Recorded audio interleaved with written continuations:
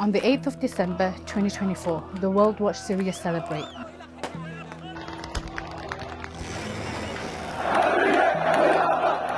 Assad was gone. But while the world focused on Damascus, something else was happening 60 kilometers to the south. Israeli forces were crossing the 1974 ceasefire line, a boundary that had held for half a century, and within 48 hours, they had captured 350 square kilometers of Syrian territory.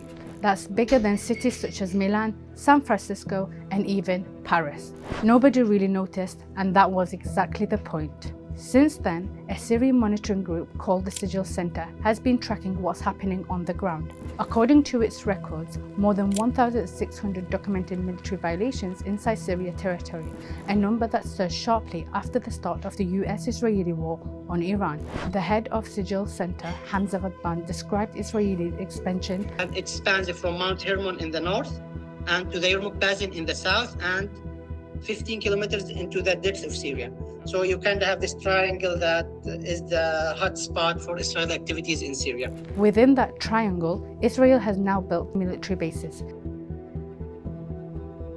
Satellite images from late 2024 to late 2025 show a chain of fortified outposts running the full length of the Quneitra countryside, where more than 80% of all violations were concentrated. In northern Quneitra, 250 hectares of forest and farmland were demolished. In the village of Al Hamidiyya alone, 16 homes were razed for a new military base.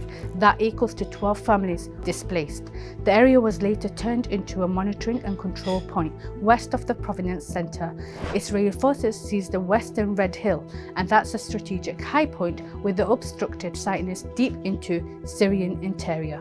Israel has also established 4 military gates which it used to construct a continuous geographic security belt. From these gates, Israeli forces have been conducting night raids, entering homes, detaining civilians, gathering residents at checkpoints, and committing verbal abuse and physical brutality.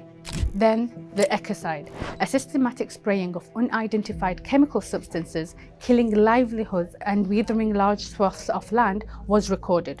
Hundreds of farmers and sheep herders have been directly affected.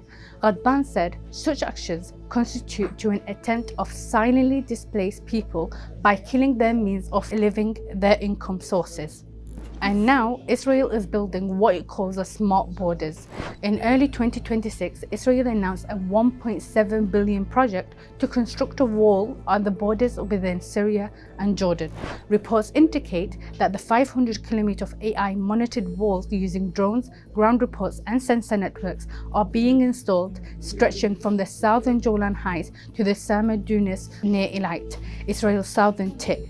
The new security barrier is being linked to the Sufa 53 project, which is a military road running parallel to the ceasefire line that Israel began constructing in mid-2022.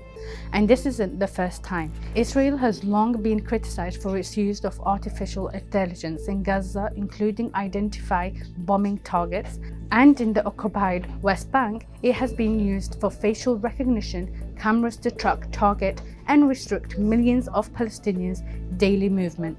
Ghadban said the construction of the smart border is intended to strengthen security as Israel plans to expand settlement in Katsarin. Last month, the Israeli cabinet passed a rule to move 3,000 settler families into the Golan Heights by 2030.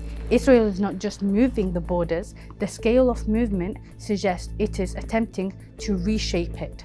Politically, the endgame is increasingly clear. Israeli finance minister and settlement enthusiast Bezalel Smotrich said it plainly.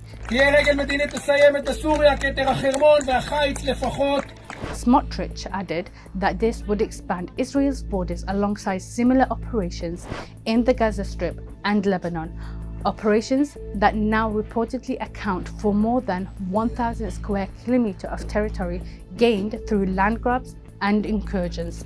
A calculation by the Financial Times put the land grab at roughly 5% of Israel's 1949 borders. Defense Minister Israel Katz dubbed down, Israel will not move a millimeter from Syria. Since the Assad government collapse, the international community has largely looked away as Israel continues to carry out unprecedented military expansions into southern Syria. There's a pattern that feels very familiar, and for many Syrians, the question is no longer whether Israel is intending to stay, it's whether anyone with the power to stop it is paying any attention.